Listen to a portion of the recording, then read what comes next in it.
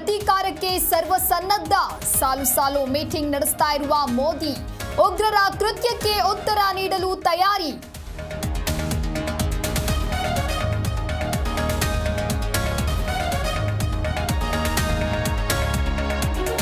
ಪಹಲ್ಗಾಮ್ ನರಮೇಧ ತನಿಖೆ ಮತ್ತಷ್ಟು ಚುರುಕು. ಘಟನೆ ನಡೆದ ಸ್ಥಳದಲ್ಲಿ ಸಂಪೂರ್ಣ ಮ್ಯಾಪಿಂಗ್.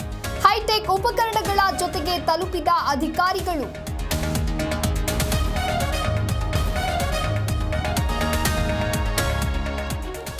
ಸೇನೆಗೆ ಪರಮಾಧಿಕಾರ ಬೆನ್ನಲ್ಲೇ ಪಾಕ್ಗೆ ಭೀತಿ.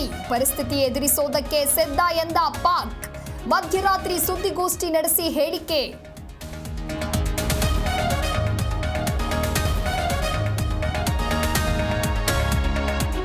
ಪಾಕಿಸ್ತಾನ ಸೇನೆಯಿಂದ ಮುಂದುವರೆದ ಉದ್ದಟತನ.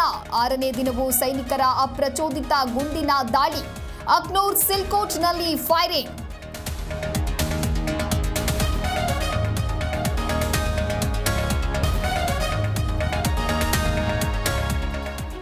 ಯಾರೇ ಪಾಕಿಸ್ತಾನ ಪರ ಘೋಷಣೆ ಕೂಗಿದ್ರೂ ತಪ್ಪು. ದೇಶದ್ರೋಹ ಮಾಡಿದವರಿಗೆ ಶಿಕ್ಷೆ ಎಂದ ಸಿಎಂ. 20ಕ್ಕೂ ಹೆಚ್ಚು ಜನರ ಬಂಧನ ಬಗ್ಗೆ ಗೃಹ ಸಚಿವ